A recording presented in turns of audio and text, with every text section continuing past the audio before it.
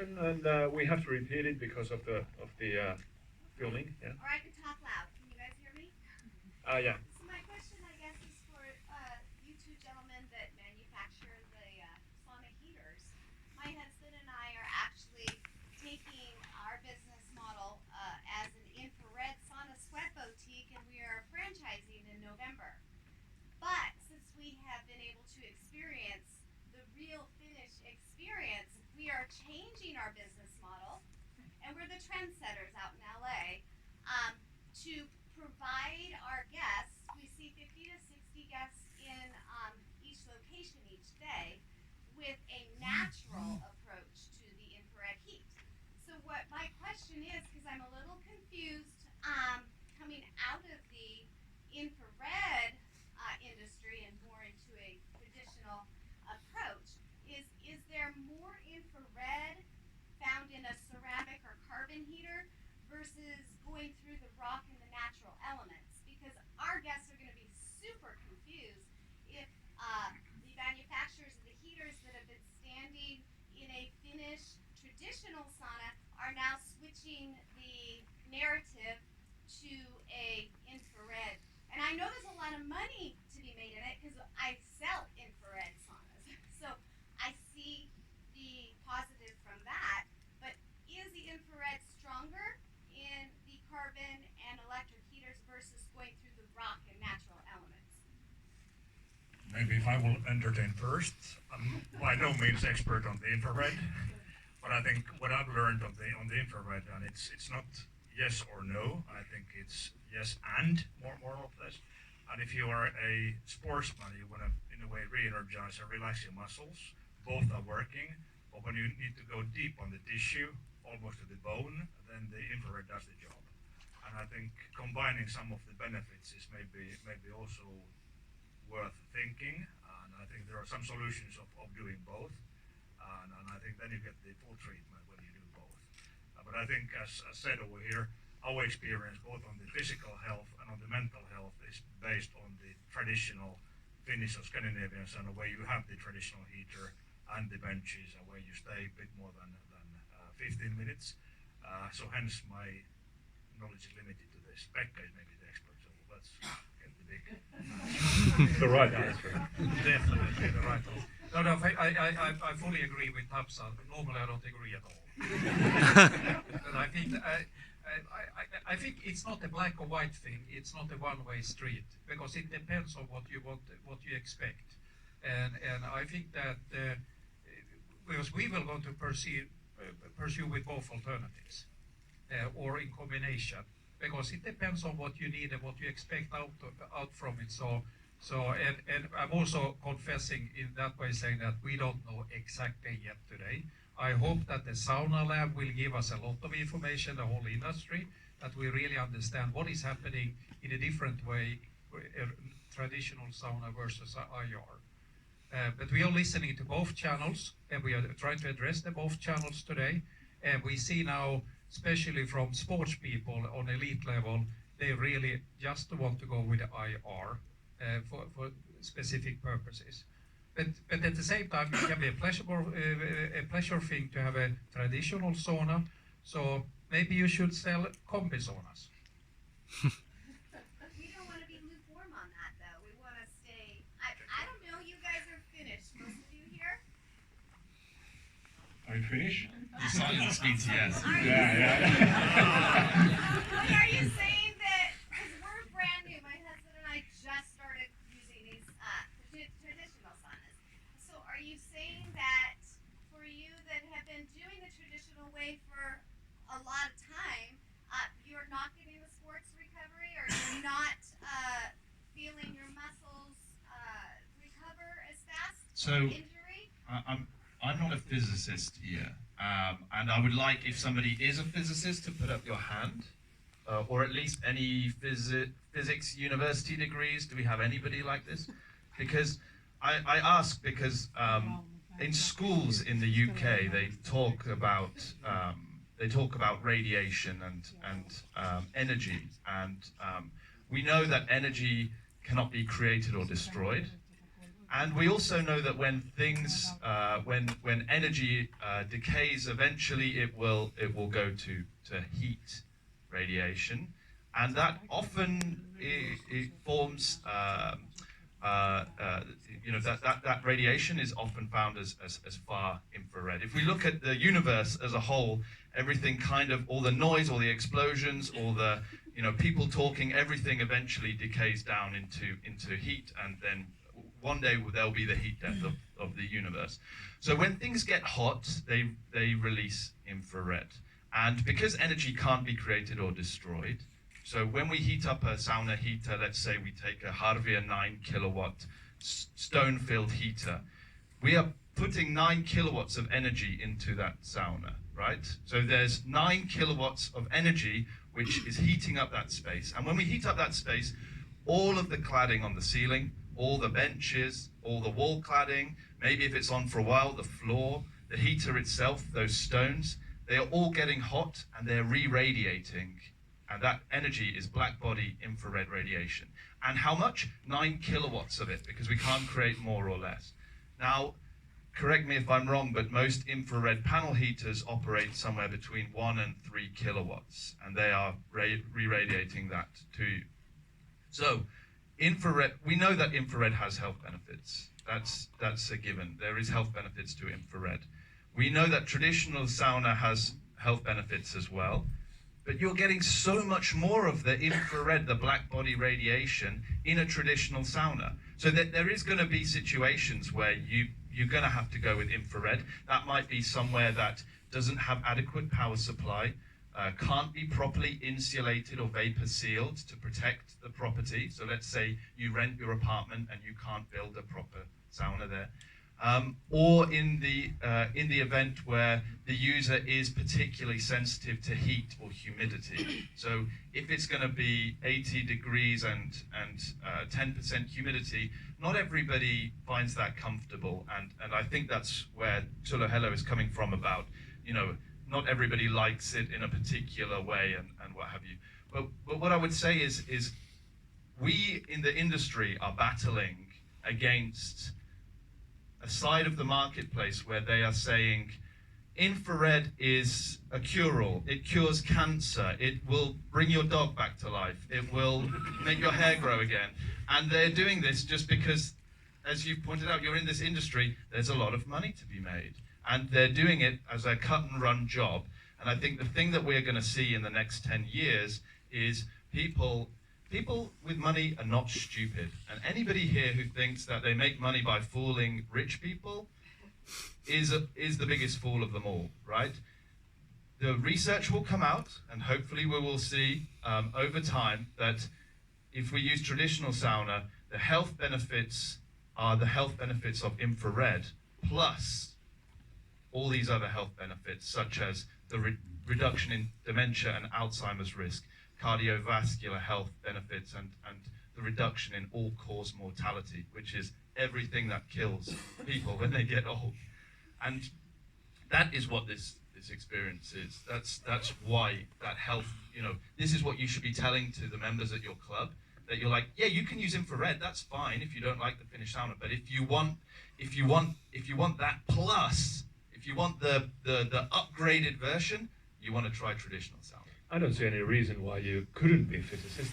That's very, very credible to me.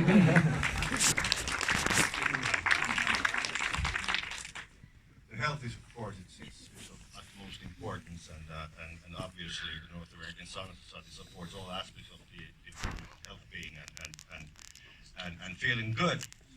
But there's a very strong social media now around traditional sauna in the United States as we speak. And there seems to be consensus on the fact that many people say that I would be doing sauna even though it would be a little bad for me because it feels so good. And the one thing that people have not mentioned, and I feel stupid saying this out loud, but it has to be me, it's going to be somebody, is that what about the high? What about the runner's high? Because this is what traditional Finnish sauna does for you. Way better than anything else. I think what we in the industry, infrared, it has its place. We just don't want it to be called a sauna. It should just be an infrared cabin or an infrared therapy. It's sort of like saying a bicycle and a car are the same. They're both transportation, they're gonna get you there, but you can't call a bicycle an automobile. And that's what, we wanna have that different, that different name, so that they're not riding the coattails of Finnish sauna. Champagne and sparkling wine. Yeah. Yes, Was it, yeah. was it from you? Yeah. That's a good memory. Stealing everything. But I think what I would like to repeat really is that we might because we are traditional sauna people, most of us. But at the same time, what I'm always saying that we need to think about the personal preferences, the cultures. I don't know exactly, but my feeling I get in Finland is that younger generations, they don't go so anymore often to the sauna because they don't, simply speaking, they don't like it. It's too hot. And they start to talk about IR. And we are maybe trying to defend our old way to do it instead of thinking the new way. How many in this audience knows about ski jumping? I think everybody almost. At least two. But ski jumping, very classical sport in Sweden, Finland, Germany, and Japan, etc. Everybody was jumping in the past in a classical way. And then suddenly a crazy Swedish guy popped up called Jan Boklöv, and he was jumping with a Wii style, and everybody said that he's nuts. Nowadays, everybody jumps like him. Yeah.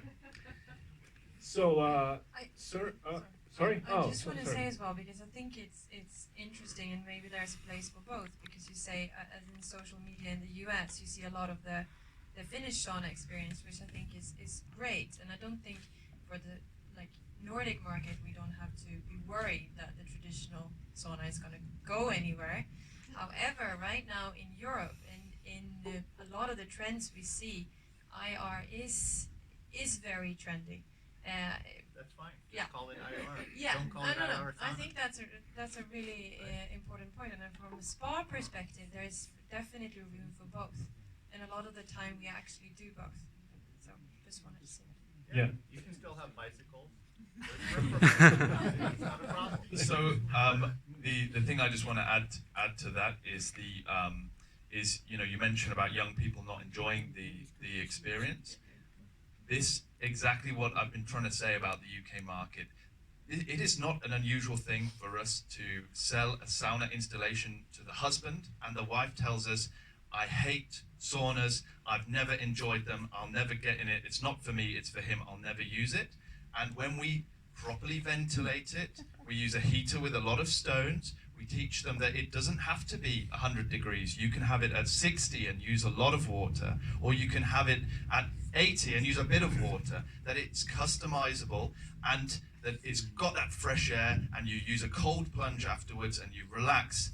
They're converts, and we see it time and time again. We get this, oh, I don't like that experience, I can't breathe in the sauna, it makes me feel sick. The answer to that is they've never tried a good one. Yeah. So, Maybe just one thing, and I think young people over here, you need to take Pekka out in the evening and show him where the young people go. And they go to Puma, they go to Allas, they go to Löyly. That's where they are. But they don't go to their apartment and bathe alone. They go with their friends, and afterwards they may drink a glass of water, or maybe even brave enough to have a beer. okay. So, okay, we have a question from there, sir. You've been waiting for this. I'm glad to hear what Kim said about the distinction, the sauna name or word. It seems to have been appropriated, and we have a lot at stake when we build traditional saunas. We have brick and mortar facilities, and this internet invasion of a very easy to install plug in the wall has given people economic motivation to sell this product. And as I've heard many times, these folks oftentimes are just marketers. I feel like maybe some of the big boys have gotten into it due to profit loss and have been forced to do so. But for us to fight back and have traditional sauna be recognized as the true sauna, it's going to take the industry to do that. And we need to be able to specifically say about IR what it does and what it doesn't do, what's been promised and what's not true. And that's really all I have to say. Yeah, okay. So the comment there, did you have a hand up? Yeah. My issue is now about the big market. I'm here all alone from Africa, representing the whole continent. And the issue is now, what I heard yesterday's evening, that growth production in Finland is about 1% or something like that. Almost so high. Yes, and in East Africa alone, it is about 6%. There are southern African countries where there is only near about 10%, some of them. Unfortunately, we lost one of good sauna promoter from Namibia recently. That was in March. And that was a vice president of Namibia. And I have been representing Hello 10 years. After that, Savo about 3 years. Last 15 years with Harbia.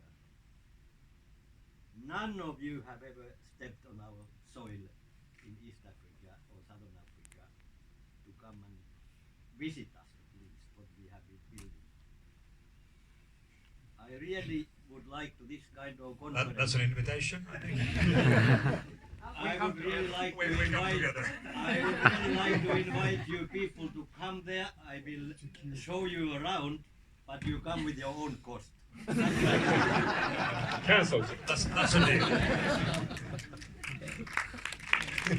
Yeah. I'm not.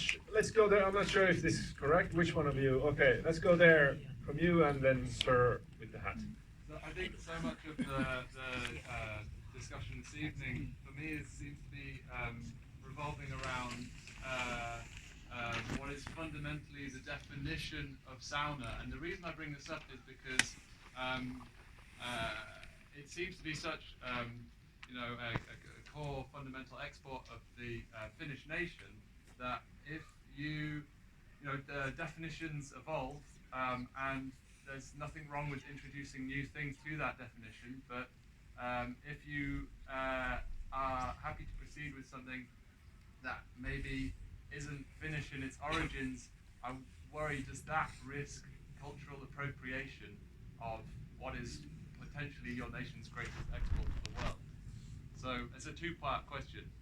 How do you guys define sauna, and do you think there is a place for IR as this conversation's been going? If there is that cultural appropriation? If I start with this one, now I lost what I was going to say first, but completely. No, but I think that really what we are saying is that we want to defend our position and we want to grow in the world. And this is what we say, because we are prophets within sauna. But I think that maybe we need to stop to talking about the amount of stones and kilos of stones and the type of heaters that we are using. We need to, what we heard from previous great speakers during the day is that what's the experience of having a sauna, and then it's a secondary issue, what kind of gear it's in the sauna room. So I think that is maybe what we need to educate ourselves, and also how we need to address the audience and stop talking about technicalities. But maybe to be provocative to answer your question as well is that because we look very much of the personal preferences, but at the same time we don't want to cheat the market. But I say internally in our company that we have 4 types of sauna, and with the risk of being thrown out now, is that we have traditional sauna, we have soft sauna, we have steam and IR sauna. Okay, I'm sorry, I have to cut this because we are completely running out of time. Sorry, Jake. So cultural appropriation is okay if you set the price right, so no problem with that. Thank you. So thank you, our panelists here. Thank you very much.